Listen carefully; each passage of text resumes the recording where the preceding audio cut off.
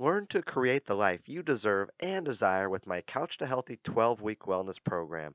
In this program, you'll learn how to create the mindset needed for better health, healthy eating habits, proper exercise using the slow, easy method to burn fat, and some of the best strategies to get and stay motivated. The program is now 50% off for a very limited time. Click on the link in the show notes to learn more.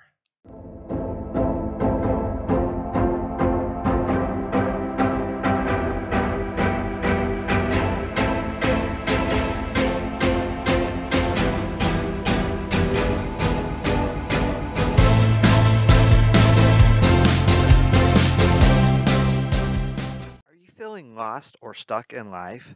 Do you struggle to find meaning or direction? If so, this episode is for you. In this episode, I'm speaking with certified life coach Anke Middleman, who will share her expertise on how to discover your purpose, tap into your passions, and unleash your full potential. She will take you on a journey of self discovery and help you identify what truly matters to you. You will learn practical tips and strategies to overcome limiting beliefs and fears that may be holding you back from reaching your goals. Whether you are looking to start a new career, improve your relationships, or simply live a more fulfilling life, this episode will provide you with the tools and inspiration you need to get started. Join us for an engaging and insightful conversation with Anke Middleman on how to unlock your purpose, passions, and potential in life. Well, welcome everyone to another episode of the Be Well, Be Safe, Be Happy, Eat Ice Cream podcast. And today with me, I have got Anke Middleman coming to us from France, of all places. So, Anke, welcome to the podcast. I'm so excited to have you here because of what we get to talk about today. Hello, Brad. It's lovely to be here. Merci beaucoup. Yeah, that I understood. Yeah, that was, thank you very much in French. I can answer you in German, bitte schön. Anke and I were talking off camera a little bit. She speaks fluent English, French, and German. I've studied French and German, but unfortunately I don't remember them. But I can still remember some Japanese and some Filipino and a little bit of German still, not too much. But Anke, I am so excited to have you here because you talk and you're kind of an expert and a specialist in something that's near and dear to my heart. This idea of just unlocking, and I love what you write on your website, unlocking your purpose, passions, and potential. Because for me, that's what life's all about. And if we're not unlocking our purpose, passions, and potential, then I think we're missing out on the whole point of life and not really what I like to say, living life to our fullest. And way back in the beginning of my journey, I wasn't doing any of this. And it was a struggle. It took me a while to fully understand that. So Anke, I'm going to turn it over to you. Tell us all about unlocking your purpose, your passions, and your potential. How do you guide people through that? What does that mean? The floor is yours. Yeah. Okay, thank you very much, Brad. And indeed, I think your journey and mine probably resonate. There are probably quite a few similarities on that because it is something that I have come to throughout my life journey. And you know, there've been lots of steps on the way that have finally got me here. And this whole idea of finding your purpose is something that, yeah, that we all want in an ideal world, but we don't really know how to get there. And then life gets so busy and we don't take the time. And we think, oh, I'll do that tomorrow. I'll do that another day. And it'll come to me somehow. And I realized, you know, and I think it also depends maybe on the phase in your life and your experiences. And I mean, I've had a lot of experience. You say I speak 3 languages fluently. Yes, because I've lived in countries where they speak those languages. So there was always a part of me that absorbed the environment I was in, but I never asked myself that question. And I think when you're in your 20s and sometimes maybe even in your 30s, you kind of go with not the flow, but what's expected of you. That's it right there. Yeah. What society expects of you. Yeah. What society expects of you, what your parents expect of you, or what anybody you've grown up with. You know, we receive these messages all the time, and filtering through them is hard work, and we don't listen to ourselves. And I think there's a lot about how our bodies feel when we do certain things, and if we don't like them that much, we might feel stressed, we might feel height in our bodies, but we don't listen to it because we've got to chug on, because we've got to make more money, we've got to go higher up on the ladder, or whatever. And so for me, this idea of what do I really want came when I was in a career situation that was very unhappy. And it really, and I realized that I was completely out of alignment with something about me. But I couldn't figure it out, because it takes work. And I didn't actually know where to start. And doing it on your own is great up to a point, but I did it on my own. And then I realized that I listened to myself like, okay, what are some of the things that you really enjoyed doing, the situations you really enjoyed being in? When did your heart make that little positive jump that made your heart sing in a way? And I wrote them all down, and I saw that there was a pattern in there. Okay. And I thought, the first puzzle pieces fell into place. And it was like being in an international environment and helping people to better understand each other in international environments. And I realized that for me, that was because I had not been understood, and because people had made very stereotypical assumptions about me. And so it was always my desire to break that down and to make the world a more harmonious place, I suppose. And and I did actually change life completely. I left my job, I went back to university, 3 young children at home, university in a different town, this was in England, to study intercultural communication, because I had this fuzzy idea that would be the mantra and solve everything in life. Okay. And for a while I did. My idea was, you're gonna make money helping people understand each other better. And it worked. So for a while, I did that. I trained in companies. I trained people who were being impatriated from different countries. Worked fine. And then there was another lack of alignment, and I think this is one of the things that through purpose is something that you develop. It's almost like a plant that grows. You get little buds, but those buds turn into flowers. And so after a while, you realize maybe there's a bit more. Maybe I realized there was something missing. And the something missing was actually trying to understand the motivations of the people who were in these trainings that I had. And that then took me onto the road of coaching, particularly also because because I was having a lot of personal changes going on at the same time as this was happening.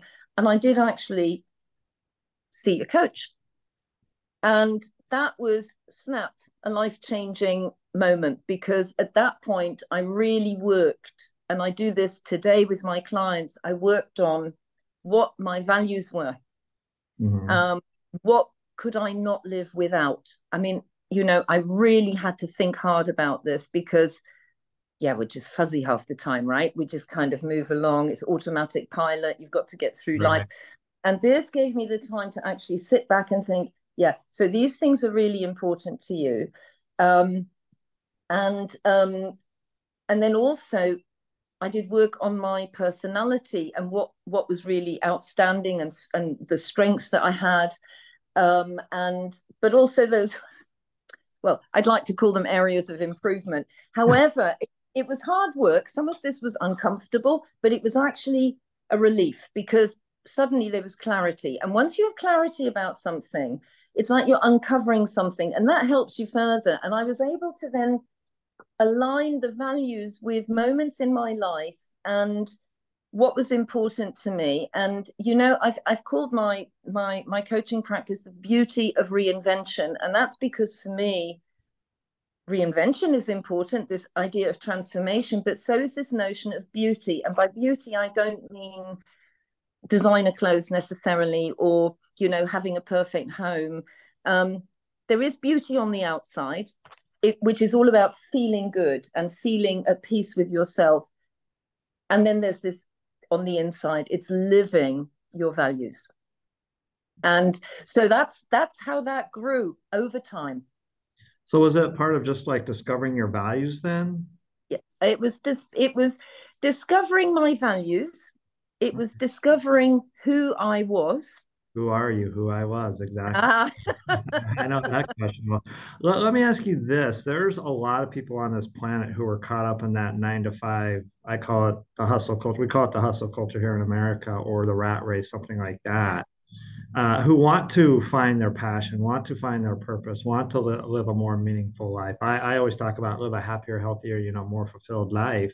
What's the first thing these people can do, or what would you tell these people who are where you were, for example, say, 5, 10 years ago when you were trying to sort through all of this?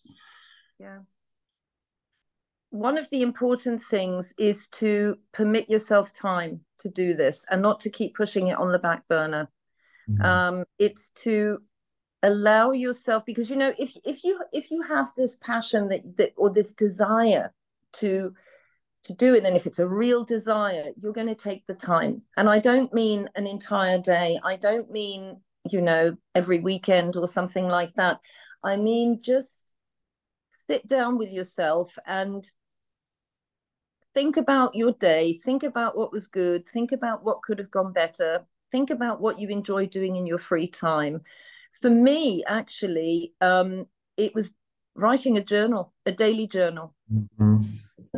I And do in too. that, I would write about in the end, my pen just took over. It was great because it wasn't me putting thoughts on paper, but it just flowed. It just flowed. And that was a real shift. And it's a practice I started when I really felt out of alignment, when I really didn't feel that there was anything ahead, tough times. Okay. That's And it. my, Yeah, yeah, I'm sorry, let me jump in real quick. That's interesting. You mentioned out of alignment. I've heard that phrase a lot. I feel out of alignment. And now I'm going to kind of assume that you feel in alignment. So what was the difference between feeling out of alignment and feeling in alignment now? I mean, what happened that made that difference for you?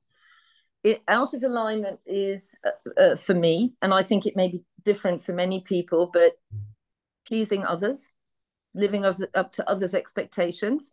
Okay, yeah. Me too. Put, Yeah, I get you. yeah, putting myself second, third, fourth, or last, and then getting resentful about it. Yeah. Yeah. So how did you shift that? Because you have kids and everything. How did you shift that to where you put yourself first and begin to be in alignment then? Mm, yeah, it's very difficult. Children, I was divorced, so it Oh, became very okay. difficult. Yeah. But hey, we many of us go through these challenges, and I think there was a certain amount of resilience. I think there was a certain amount of determination that there would be something better. I didn't know what it was necessarily at the time, or I couldn't see the forest for the trees for a while. But I felt that if I allowed myself to just take a little bit of time every now and again, um, read books I like, practice the hobby that I like, even if it's half an hour, it cleared my head. It took away the overwhelm from the outside, the noise from around me, and it allowed me to bring out the best of me, which is this notion of wanting to support other people, of helping them, of nurturing them. I mean, I nurtured my children during this time, so, spending time with them. And the other thing that I did was I wrote down at the end of the day, I would keep a journal of all the things that not the things that I hadn't achieved during the day, but the things that I had. And that list became amazing because initially it was like, doing a bit of laundry and cooking dinner. And then as time went on, I realized it went much deeper than that. And that I was so, my gratitude entries were being around loving people, or being surrounded by loving people, having had positive experiences at work. So I began to crystallize some of the things that were good in my life. And that is, for me, getting onto the road of where you want to go, even if you don't know the result yet. You've just got to trust yourself that if it makes you feel good, it's the right thing to do. Was there a financial leap of faith in any of this for you? I mean, given that you had three kids and you were a career professional, and then to switch from all of that to becoming a life coach and all of that, Yeah. that must have been scary, especially with a family. Yeah. How did you Yeah. navigate through that part? Well, you kind of balance, you segue, you don't spend much money, you don't waste. So then I discovered that something else that was really important to me, and this is becoming a really central part of me, is this idea, and I have to thank my mother and my grandmothers for this notion of make do and mend. That we don't need new stuff all the time, that actually what we have is enough. And we need to get a bit creative with what we have. And there are many ways in which you can use canned tomatoes, for example. There are many ways in which you can, I don't know, adapt things. You put plants in a different way in your apartment. So I realized that was also something that actually gave me a real thrill. And I realized, okay, this is also part of your value system, this idea it makes you feel good to not waste, and that means the FOMO went, the fear of missing out. Oh, okay, yeah. Let me ask you this, 'cause I'm always fascinated by people's motivation and why. You obviously were very determined on this journey to make it happen. I'm sure there were times where you wanted to quit and give up and throw in the towel maybe and go back to Yep. the maybe go back to the 9 to 5. I know I've certainly been there many, many times. What kept you going? What kept you persevering to stick it through to now where you basically are living the life that you want on your terms? Mm. There is an activity I do with my clients, which is how, let's say it's your 80th birthday, Uh-huh. and what people say about you, and or how would you like to spend your 80th birthday? And for me, that was a real guidance, that I don't want to spend my 80th birthday being miserable about the decades of work and life that I spent out of alignment. We can't look forward, but we will be able to look back. And to have that regret and that frustration, and then in a way resentment, which would then also make me even more unhappy, that's what kept me going. That's powerful. I use a similar activity. I call it the rocking chair test. Except I say you're 90 and you're sitting on your porch in your rocking chair, looking back on your life. What do you want it to be like? What do you want it to say? And yeah, what do you want people to think Yeah, about you? People will remember who you are, not so much what you did in your life. exactly. It's the difference that you made to them.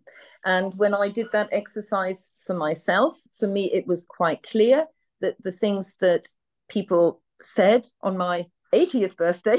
Yeah, 80th. I say 90th, but 80th or 90th. Yeah. Anyway, a round birthday in the future, was that, that I was there for others. I supported them, that I made their lives colorful, and that just, when I wrote that, it just made my heart sing. And I thought, yep, this is it. This is your true purpose. And for folks listening on audio right now, you may not be able to see Anka's facial expressions. For those watching on video, you can, but she's lighting up the room. She's smiling. She's very much at calm and peace with herself. What was your life like before, Anka, before you started living this life of purpose and passion and potential? Was it like high strung most of the time, or? Yes, it was high strung. There was quite a bit of anxiety, performance pressure, a lot of it put on myself by me.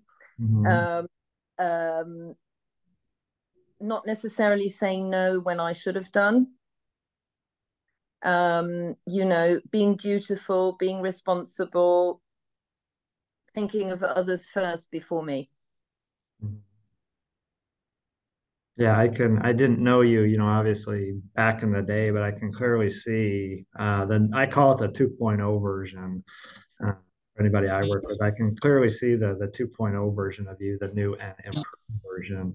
What would you tell someone who's like in the middle of this journey? And like you said, finding the clarity was a big piece for you. That's something I struggled with for a long time. How do you help folks get that clarity piece? Because that's a really big piece of this and something I really struggle. I have it now, but I had to go like the turbulent, bumpy route to get it. Is Oh, yeah. there an easier way to help folks get clarity on their journey, which I think that kind of leads to finding their purpose? Yes, you need the clarity, because if you don't have that clarity, you will never really find it. It means going deep into yourself, and this is hard work, and it's not a once-off exercise. It takes months. So I do a lot of work with my clients on finding their personality, identifying their personality, really becoming clear about their personality, I think is what I mean. This idea that, we've all got motivators, triggers that action us, and good and bad. Every coin has two sides. So we do have to come to terms initially with not just the wonderful stuff about that, but we won't understand ourselves fully if we don't also look at the more challenging stuff, the stuff that actually gets in our way of moving forward. Because we have to acknowledge that, because otherwise you can't go there. And that's sometimes really difficult. I found it really difficult for myself, because then you can start beating yourself up about, oh, if only I'd done that differently, if only I hadn't done this, that, and the other. And so I think part of that journey is to be able to forgive yourself. That's a huge piece. How were you able to forgive yourself? I'm still struggle with that sometimes. I know it's hard. It's not a one-off thing. It's difficult. For me, it's being constantly aware of how I am, what I do, and to have a voice that tells me, Anke, it's okay. It's not the end of the world. And this is another piece of that journey, that we have voices. I mean, sort of those internal voices, the chatter in heads, that gets the better of us all the time. So we talk about the negative chatter and why we have that negative chatter and where that might come from and what it tells us. And then we work on, what would the positive voice say? And that was a real deal breaker for me. And that's why I use it consistently, because the positive voice, and I even gave her a persona. It's like giving people an avatar, giving your voices an avatar. That voice really allowed me, put such a spring in my step, Brad, you wouldn't believe. Okay, I can tell. And big key to this, which it took me a long time to understand too, is what you said. You have to go within. It's the internal work. For so long, I looked outside of me for the answers, and I looked outside of me for the solutions. But I really want to emphasize, anyone listening, all the answers are within. All the solutions are within, and that's a 180, especially I think in Western culture, whether you're Europe, France, Germany, United States, Canada, that we're so used to just the external and the do the hustle. But and let me know your thoughts, Anke, to truly live a life of passion and purpose and your full potential, I think it starts within. You have to go within. What are your thoughts? Absolutely. Yeah. It starts for me with self-awareness, Yeah. actually become aware of who you are. And that's why I do this deep work, because without that, we would still be in this, I want what she's having, thinking that that's the answer to everything. And I want the type of house and the type of lifestyle of these friends of mine, or whatever, and that's not healthy. And you may find that you get that and you're still not happy. You're still miserable. Yeah. Because you have the glitzy outside, but on the inside you still have no clarity. Because if you have the clarity on the inside, you may not want a big house. Or you may want to make lots of money, but you may actually want to make lots of money in order to give a lot of it away to people in need or to something, but this is why you need that clarity from the inside. I've traveled a lot around the world too, Anka, and seen some and I hate to use this label, but third world countries, but I've been to some of the poorest parts of the world and seen some of the happiest people. And I think slowly but surely we're learning in the West that happiness does not correlate to the size of your house, your car, the amount of money in your bank or everything. But it does ultimately boil down. What I've learned on my journey is the one question: who are you? And so, Anka, you said you know who you are now. So let's start there. If I ask, who are you? How do you answer that now? Who am I? I am somebody um, who loves uplifting, helping, and supporting other people. And that for me is the meaning of life, because if I can make that difference, think of the domino effect of that to other people. Yeah, and I'll just parlay off what you just said, Anka. For me, I see myself as a light of love.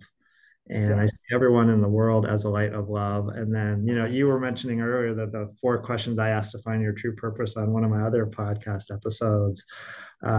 What do you want? So I want to share my light of love with the world. And that's exactly what you're doing, sharing the light of love with the world in terms of coaching and everything like that. Anka, this has been fascinating for me. Unfortunately, I always have a time limit on these things, but is there anything else that you would like to add that you haven't said already about anything? I think we've covered an awful lot of things. I think for me, what's important is that people um, realize that, yes, there may be some tough steps in the journey. And I often see these things as a journey, because we Yes. start at some point, we go to another point. A lot of the time we also face roadblocks or traffic lights or dead ends. The way, bumps in the road. I call it turbulence. Yeah. Absolutely. To not give up. Persistence, but gentle persistence, is something that I would advocate all the time. And if it gets really too tough, just forgive yourself if you need to take some time out, and you move on again. It's really fine. Yeah. It's not a race. It's not a Oh race. no, I've learned that the hard way too. It's not a sprint. It's definitely a marathon, an ultra marathon, and it definitely takes a while. And yeah, be kind, be loving to yourself when you don't get what you want right away. Yes. Yes. And this is the other one. I sometimes refer to it as being gloriously selfish. And I don't mean by that you don't think of other people. But for me, it's more this idea of the oxygen mask on a plane. If you're a mother with children, who Yep. puts what do they tell you to do? You need to put the oxygen mask on the mother first and then the children, because you're not in a good place. How can you help others? Yep. Or how can you be there for others? And how can you even for yourself move forward? So that for me would be it. Be gloriously selfish, and that is different things for different people. For me, that might be going out into my little back garden every couple of days and just turning the soil for half an hour because it makes me feel good. Right, right. That's the perfect metaphor. Yeah. In order to help someone else, you've got to first help yourself. And we're so used to helping others and we forget about ourselves. But yeah, priority number one is me. And you're right, it's not a selfish thing. It's a unselfish thing, because by taking care of myself, I can take care of others. That's what I would absolutely that if I was interviewing myself right now, the first thing I would tell someone is, yeah, start with yourself. Start with yourself. Exactly. I mean, we start with ourselves on this particular journey, but it also means that we have to look after ourselves on that journey. And we may just need to eat ice cream, right, Brad? Hey, I have a scoop at least once a month. Yeah, it's all about balance. I've learned so much. I've learned the hard way. My gosh, that's one reason I do this podcast, is to share with others the easy way to go about this and to work with great coaches like yourself, Anka. So with that, Anka, how can people reach you? I know you are in France right now, but if someone Yes. wants to work with you, how can they get a hold of you? People can get a hold of me through my website, which is And I hope you're going to put this under the podcast, because otherwise people will spell my name in all sorts of variations. It's ankemiddleman.com. And it's spelled Ankemiddlemann, which is the little bit of German in there. Sehr gut, sehr good. Yeah, I absolutely will put that in the show notes and any other links that you have to social media accounts or anything like that. But this has been a fascinating conversation, Anke. Life is a journey. It's a beautiful, wonderful journey. And I think we start to get to that place of purpose and passion and potential when we do start with ourselves and we start to do, I always call it the inner work. All the coaches I've interviewed on the podcast now, we have that one common theme. It starts with ourselves and starts with the inner work. Yes. And yes. So for me, one of the most wonderful metaphors for that journey also is, the hero's journey. You leave your usual, your known world, and you move into something that is completely unknown. And yes, you will come across, as we've said, those little roadblocks and cobblestones and things like that, but you meander, you find ways of getting through them, and you come out the other side. But you will have added so many good things to your little bundle that you're carrying, that you do come out as a very different person at the end. And like I call it the 2.0 version, which is what happened with me and has what was happening with you. And again, for anyone listening, it's not always easy. It's not about easy. It's about it's about transformation. Yeah, it's about growth. I guess that's the best word.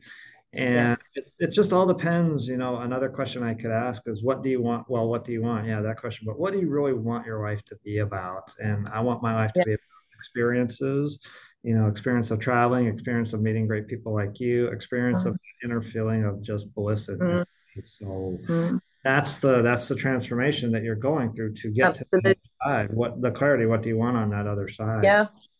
And one of the things, that where I realized that this was obviously my path, was that ever since I was a little girl, I have loved and I did a vision board of all the things that were important to me. And on my vision board, I put this picture on, and I realized that it's something that's been a red thread through my whole life, which is I love this idea of before and after. Fairy tales like from ugly duckling to beautiful swan. It could be home makeovers. I love those shows and stuff. Although, of course, they're deceptive because they make it look so easy.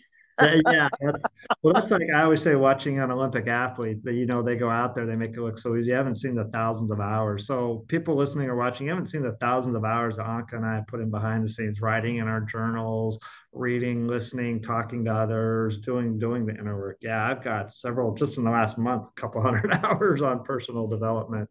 Absolutely. And it's so important, but it's so worthwhile, because even if you do it just for yourself, it makes you feel so much better. I mean, I realize that when I'm in a really good place, I have so much energy. It's tremendous.